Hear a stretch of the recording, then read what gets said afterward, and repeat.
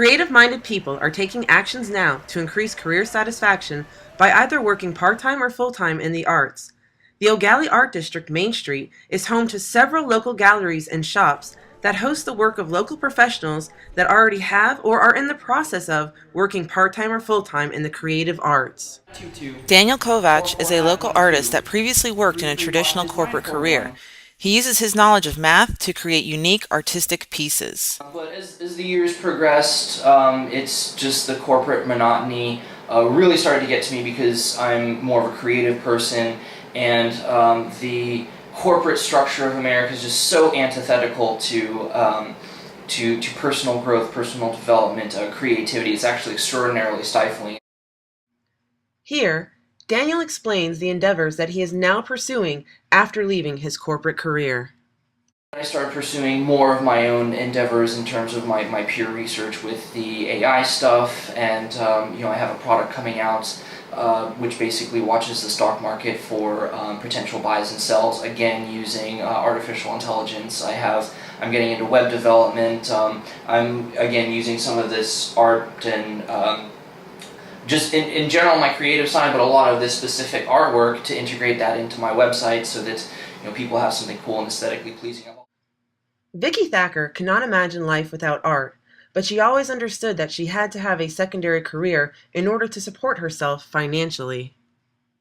I'm from a lineage of artists, creative people, musicians, writers, but my sister was the one that was an artist full-time.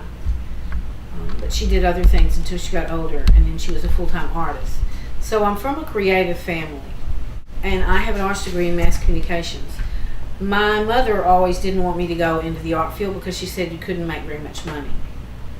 So I really didn't take that to heart because I didn't care about the money. I felt like art was the only thing I really had a passion for, other than acting and traveling. I've done some acting. In the entertainment, fine arts field, that's where my heart was. But I also needed to be practical and find something that I could make a living at. So my art teacher, when I was in high school, influenced me to want to be an art teacher, and there where I could combine a professional profession that had a regular salary and living off art. And I was influenced and moved to Dallas. And when I moved to Dallas, I got a job teaching, and then I also got a studio down there, opened a gallery, had my own gallery.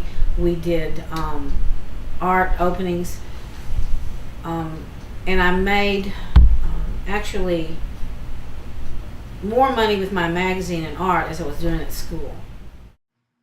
Matthew Noble loves art, but he also loves working as a mechanical engineer.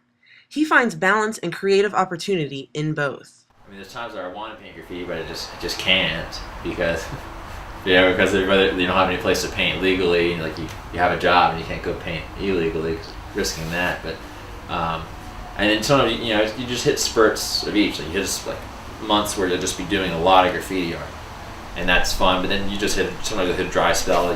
You maybe get stuck in a rut with a style, or like you run out of paint. Ideally, I'd like to just do all my own projects all the time, but you have to have a job.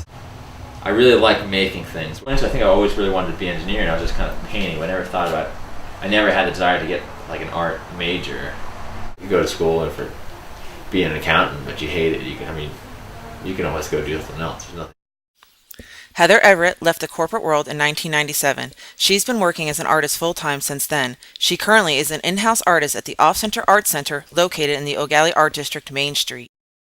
When my daughter was born, I quit my job with the corporate world because I planned on going back to I had a great job. I planned on going back, being super mom, doing it all. And one day I knew my life had changed the first day back, that I just couldn't do that anymore. So I had to quit. And pretty much a month or two later started painting. I was in the right place. I was in Miami, and there's a lot going on down there. It's of course risky. Anything worthwhile is.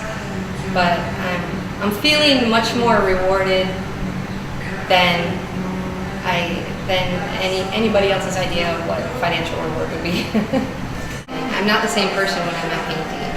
I feel like I've accepted painting as who I am. I have to create every day, some way.